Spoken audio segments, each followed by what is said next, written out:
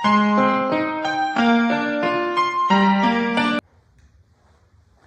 Guys, welcome again. My name is Arun.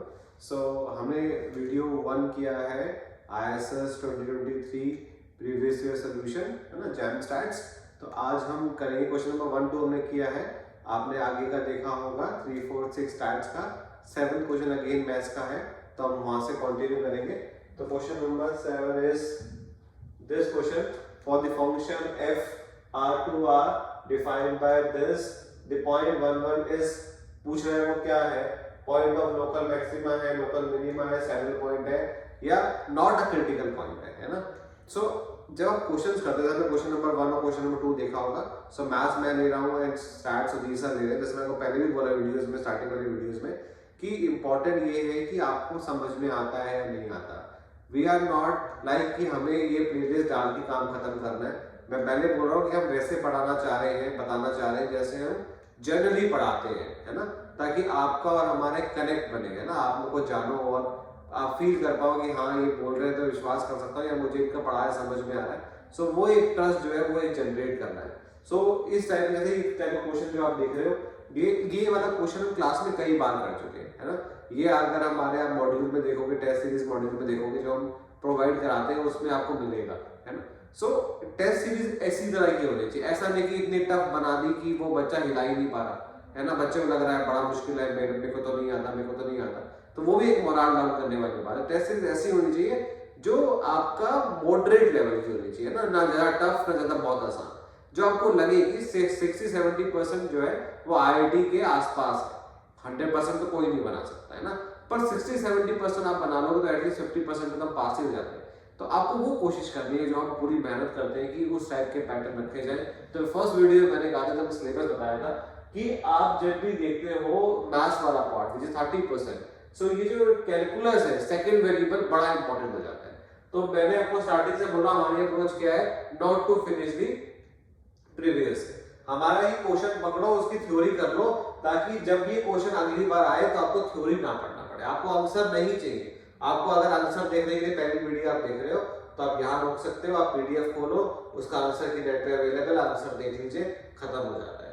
अगर आप जानना चाहते हो कि इसमें और क्या क्या चीजें ऐड हो सकती है या इसकी थ्योरी मुझे सब मिल जाए, बस उसके बाद मैं फिर थ्योरी में कभी भटकूंगा नहीं, तो वो एक अप्रोच है हमारी जो आपको चाहिए। तो क्वेश्चन अगर आप ढंग से देखा है तो question is this: fxy 2x² - xy - 3y² - 3x + 7y। ये क्या है? तो ये 2 वेरिएबल का क्वेश्चन हमें पता है। 2 वेरिएबल में हम हर चीज पढ़ेंगे, है ना। हम लोकल मैक्सिमा कैसे निकालते हैं, लोकल मिनिमा कैसे निकालते हैं, ये सबसे इंपॉर्टेंट क्वेश्चन बन जाता है सैडल पॉइंट वाला। मैं आपको गारंटी देता हूँ, आप पिछले 10 साल के पेपर उठाइए, आपको जो मैक्सिमम क्वेश्चन मिलेंगे वो सैडल पॉइंट के ही है। आंख बंद करके टिक मार के आओगे ना, मतलब जय माता दी भी करके आओ तो आप ठीक हो। आप चाहे प्रीवियस से उठा के देखना, 2 क्वेश्चन मुश्किल से आ रखे हैं जिसमें लोकल मिनिमम आंसर है, बाकी सब में सैडल पॉइंट ही आंसर है। तो आप टिक करके पैसे डाल के आते हो, काम हो जाता है। बट फिर भी ऐसे नहीं करेंगे, ये अप्रोच सही नहीं होती है ना। हम तो सॉल्व करेंगे, हम तो सीखने आए हैं, आंसर नहीं चाहिए, मैंने बोला आंसर चाहिए तो फिर PDF से मिल जाते हैं। तो इसको समझने के लिए भी क्या चाहिए, सर थ्योरी क्या होती है डबल वेरिएबल की। सो जैसे आपने लिमिट पढ़ा होगा, क्वांटिटी पढ़ा होगा, डिफरेंशिएबिलिटी पढ़ा होगा, इसका 2 वेरिएबल का। तो ऐसे सिंगल वेरिएबल हम क्या करते हैं, सिंगल वेरिएबल अगर मुझे लिमिट निकालनी तो मैं लेफ्ट हैंड लिमिट और राइट हैंड लिमिट चेक करूं तो बराबर आ रहा है तो मेरा एग्जिस्ट कर रहा है। पर 2 वेरिएबल में ऐसा नहीं करते। 2 वेरिएबल में किस पे चेक करते हैं, पाथ पे, है ना। अब y = mx हमने पाथ पढ़ा होगा, उस पे आप चेक करते हो। उस पे भी हमने शॉर्टकट बता रखे कि भाई डिनोमिनेटर को इक्वल टू 0 करो, जो आपके पास पॉइंट आ जाए बस उसी पे चेक करके टिक कर दो, वरना पाथ तो इनफाइनाइट हो सकते हैं। अब 0 0 पे मुझे पहुंचना है तो y = x से भी आ जाऊंगा, y = -x से भी आ जाऊंगा, y = x² से भी आ जाऊंगा। There are so many path, तो मैं सेटिस्फाई कैसे होऊंगा, तो उसकी शॉर्टकट बड़ी काम की है ना। सो इसमें पहले अभी लिमिट, क्वांटिटी, डिफरेंशिएबिलिटी बाद में डिस्कस करेंगे 2 वेरिएबल पर। जो क्वेश्चन आ रखा है उसकी थ्योरी जान लेते हैं कि लोकल मैक्सिमा, लोकल मिनिमा और सैडल पॉइंट हम कैसे करते हैं। तो फर्स्ट वन, जब भी आपके पास कोई क्वेश्चन आता है 2 वेरिएबल का, उसकी थ्योरी कुछ ऐसी होगी, है ना। स्टेप नंबर 1 आपको दिया होगा z = fxy, एक फंक्शन दिया होगा which is z = fxy। इस टाइप का एक 2 वेरिएबल का फंक्शन होगा। आपको क्या करना है, सबसे पहले इसको पार्शियल डिफरेंशिएट करना है। आपको क्या निकालना है, del z by del x निकालना है and del z by del y निकालना है। स्टेप नंबर 1 में तो आप ये करिएगा, स्टेप नंबर 2 पे करिएगा, इन दोनों को 0 ले लीजिएगा, del z by del x equal to 0 ले लीजिएगा and del z by del y को 0 ले लीजिएगा। तो अगर इन दोनों को 0 लोगे और सॉल्व करोगे, 0 लेके अगर आप सॉल्व करोगे you get points a, b type. तो क्या बोलते हैं? Critical points. क्या बोलते हैं? Critical points. आपको मिलेंगे a, b टाइप पॉइंट, और भी मिल सकते हैं, a1 b1 है ना, और भी मिल सकते हैं। तो ये जो सारे पॉइंट आएंगे वो क्या आएंगे? क्रिटिकल पॉइंट्स आएंगे। ये सबसे इंपॉर्टेंट है। क्यों? क्योंकि जो भी local maxima, local minima, saddle point check करते हैं, किस पे चेक करते हैं? क्रिटिकल पॉइंट्स पे। तो देखो लिखा भी है the point 1, 1 is not a critical point। Option दिया है कि भाई चेक कर लो कहीं ये क्रिटिकल पॉइंट ही तो नहीं है ना? तो ये भी चेक करना होगा। अगर क्रिटिकल पॉइंट नहीं है तो बाकी तीन ऑप्शन चेक करने की जरूरत ही नहीं है ना? तो वो भी चेक करेंगे। तो सबसे पहले step number 1 partial differentiate, step number 2 उन दोनों को इक्वेट करके इक्वल टू 0 और try to solve the critical points. निकाल लिए दोनों क्रिटिकल पॉइंट्स। क्रिटिकल पॉइंट निकालने के बाद अब क्या करेंगे? स्टेप नंबर 3 जो है हमारा वो है आप इसका डबल डिफरेंशिएट करोगे। जैसे del square z by del x square निकालोगे, इसको जनरली नाम देते हैं r। अगर आपने पार्शियल डिफरेंशियल इक्वेशन पढ़ा है तो इसको एक जनरल कॉमन नाम है r देते हैं। आप कुछ और भी दे सकते हो बट r देना ज्यादा अच्छा रहता है। एक होता है s जिसे del square z by del x del y, एक होता है t जिसे हम बोलते हैं del square z by del y square. तो ये चीजें निकालनी होती। क्यों सर? क्योंकि स्टेप नंबर 4 में आपको जो देखना है, एग्जामिन जो करना है वो एक बिहेवियर करना है कि rt माइनस s स्क्वायर की वैल्यू क्या आने वाली है। आपको चेक करना है, वो करना है कि rt माइनस s स्क्वायर की वैल्यू आएगी क्या सर। तो यहां तक आप लिखते जाना साथ साथ है ना, ताकि क्वेश्चन ना हटे, इसलिए मैं थोड़ा सा यहाँ पे साथ साथ हटाता भी जाऊंगा। सो बस ये आपको ध्यान रखना। तो rt minus s square examine करने के बाद क्या होगा सर कि आपने देखा कि rt माइनस s स्क्वायर आपका पॉजिटिव है और r की वैल्यू आपकी पॉजिटिव है। किस पे सर? जो आपका क्रिटिकल पॉइंट है एट a, b। जो आपका क्रिटिकल पॉइंट आया था उस पे देखना है कि rt minus s square positive है और r पॉजिटिव है। किस पे? At the critical point. Sir multiple critical point हो सकते हैं, हो सकते हैं। तो सब पे चेक करेंगे, अलग अलग बिहेवियर टेबल बनाएंगे, a, b के लिए चेक करेंगे, a1, b1 के लिए चेक करेंगे, a2, b2 के लिए चेक करेंगे एंड सो ऑन। तो मान लेते हैं एक क्रिटिकल पॉइंट है फिलहाल के लिए a, b, उसमें मैंने चेक किया ये rt minus s square positive है, r पॉजिटिव है, that the point a, b is point of minima, is point of minima। ठीक है, ये आपको ध्यान रखना है। और अगर rt minus s square positive है और r नेगेटिव है तो क्या होगा? Point of maxima, point of maxima होगा। और अगर rt माइनस s स्क्वायर अगर नेगेटिव है तो neither maxima nor minima, neither maxima nor minima. इसका मतलब क्या बोलेंगे? a, b is saddle point.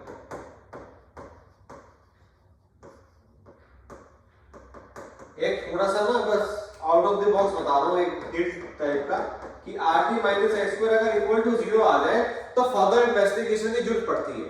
पर आईआईटी में मत करना, एक रिस्क लेना कि अगर इक्वल टू 0 आ रहा है ना तब भी वो सैडल पॉइंट है। ये बता रहा हूं अपने 10 साल के पीछे वाले एक्सपीरियंस से। आप पेपर उठाइएगा, 2 क्वेश्चन आ रखे जिसमें 0 आ रहा है, फर्दर इन्वेस्टिगेट नहीं करना है, इतना टाइम नहीं है पेपर पे कि और करा जाए, पर आंसर इज सैडल पॉइंट। कैसे? आप चेक कर सकते हो ग्राफ बना के कि उसका चेंज हो रहा होता है। वो थोड़ा फर्दर डिस्कशन है, जब आप आओगे यहाँ पे तब एक बार डिस्कस करेंगे। बट एक हिंट दे रहा हूँ कि आ जाए और रिस्क लेना हो तो आप 0 पे रिस्क ले सकते हो। तो ये थ्योरी आप क्लियर होनी चाहिए, करेक्ट है। तो हम चेक कर लेते हैं हमारे क्वेश्चन में क्या कह रहा है, हमारे क्वेश्चन के अकॉर्डिंग चलते हैं हम। तो क्वेश्चन पे आते हैं। क्वेश्चन दे रखा है मेरे को, ये सासा लिखना था आपको, है ना।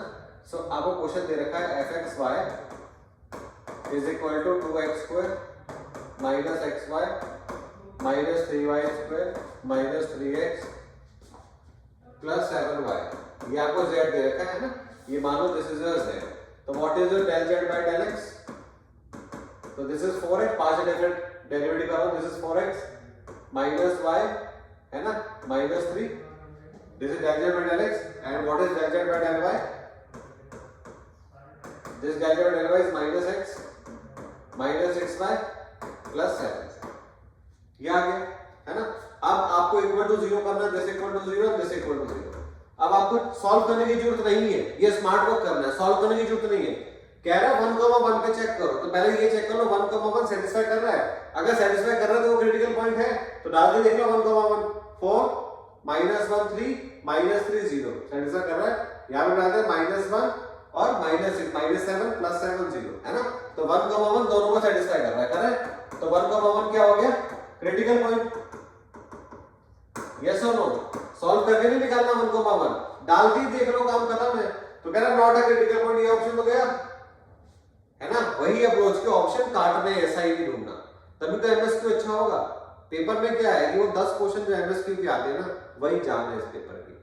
अगर आपने वो 20 नंबर बना लिए तो बाकी जो क्वेश्चन बच गए 40, उसमें से आप बड़े आराम से 25-26 नंबर बना लेते, पर वो 20 नंबर फंस जाते हैं जो गड़बड़ करते हैं। तो वो आपको इंपॉर्टेंट है क्योंकि वहां से पेपर सबसे ज्यादा बनता है मैथ्स का एटलीस्ट। तो ये क्या हो गया, क्रिटिकल पॉइंट है, और चेक करने की जरूरत नहीं है। आर निकाल लेते हैं। R is nothing but del square z by del x square। एक बार फिर से करेंगे तो क्या आएगा, 4 आ जाएगा। एस निकाल लेते हैं, with del square z by del x del y, ये करेंगे तो -1 आ जाता है। और एक टी निकालते हैं del square z by del y square, इसको फिर से करेंगे तो कितना आ जाएगा, -6, करेक्ट है, -6। तो what is rt minus s square, rt minus s square कितना आएगा, this is r, this is t minus this का स्क्वायर। तो this is -24, this is -1 -25, this is negative. और मैंने कहा था जब भी rt minus s square negative आ जाए, r का साइन चेक करने की जरूरत नहीं है। जैसे ही rt minus s square negative आ जाए, नीदर मैक्सिमम और मिनिमम, तो क्या होगा 7.2।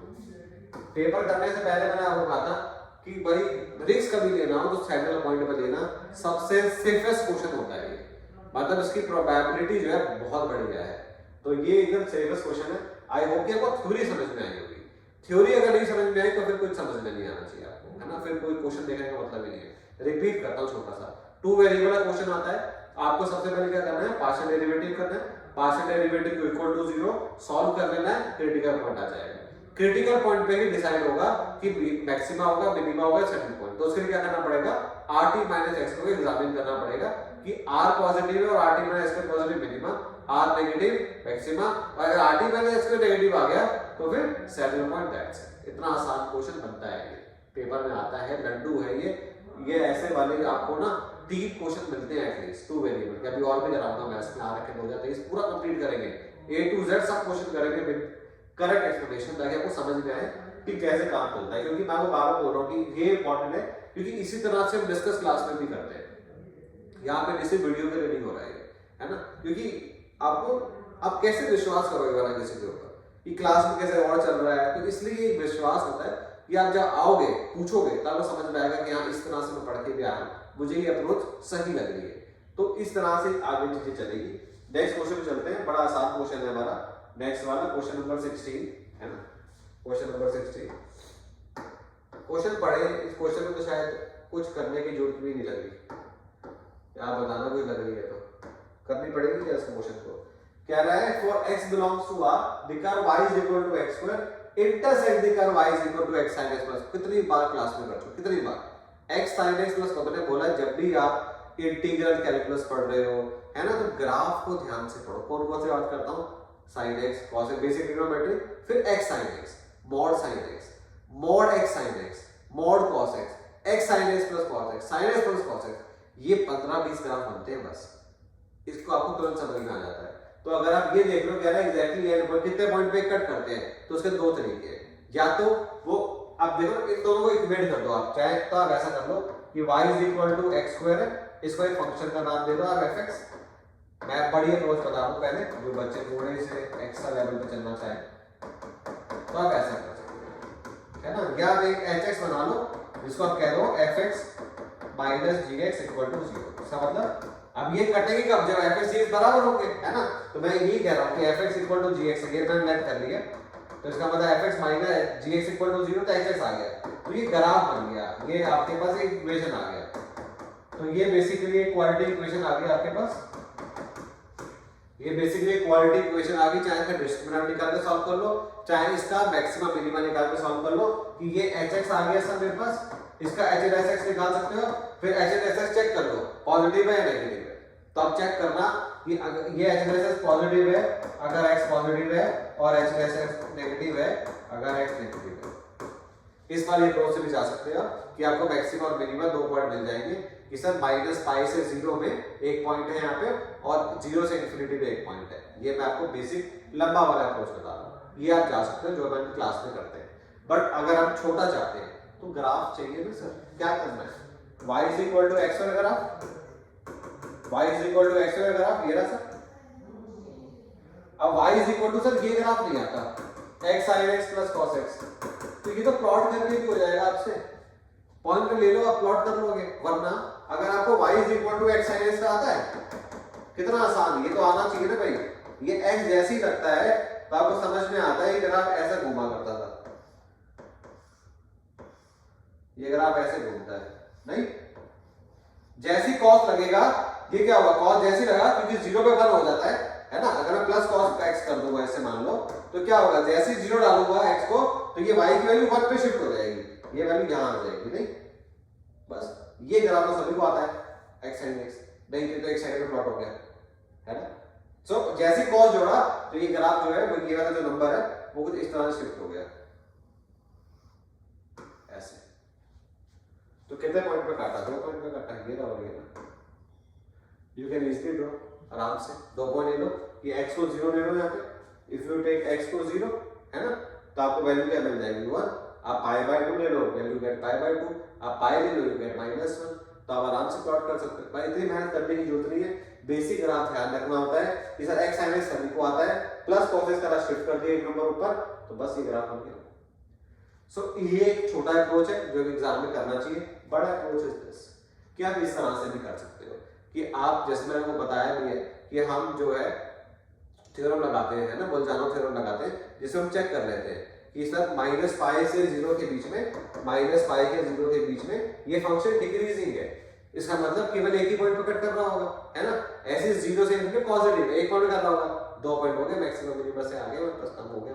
तो इस तरह से भी आप जा सकते थे तो आंसर 2 आ जाता है। ये छोटा छोटा इस ग्राफ, ठीक है। तो ऐसे प्रैक्टिस करते रहिए, डिस्कस करते रहिए, हो सकता है ये आप नहीं अभी डाइजेस्ट कर पा रहे हो, तो हर चीज डाइजेस्ट करना इतना आसान नहीं है। इसके लिए ही मैं बोलता हूँ कि ऑफलाइन करेक्ट इंपॉर्टेंट है। जब मेरे सामने बैठे हो ना तब आप कन्विंस हो जाओगे, क्योंकि अब आपको भरोसा आ रहा है कि हाँ यार मैं सही सुन पा रहा हूँ। वरना आपको वहाँ ऑनलाइन में सुन भी रहे हो या पीछे बैकग्राउंड में चल रहा है कि तेरे को नहीं होता, तेरे को नहीं आता, वो थोड़ा सा नेगेटिव होता है। तो ये हम चीजें सुधारेंगे, ठीक है। इसलिए डू प्रैक्टिस, कीप स्माइलिंग और इसको एंजॉय कीजिए। और यहाँ पे डेमो क्लास ऑलरेडी चल रही है तो इसको भी लीजिएगा और देखिएगा कि कैसे आपको अच्छा लगता है, ठीक है। नेक्स्ट वीडियो में मिलते हैं, बाय।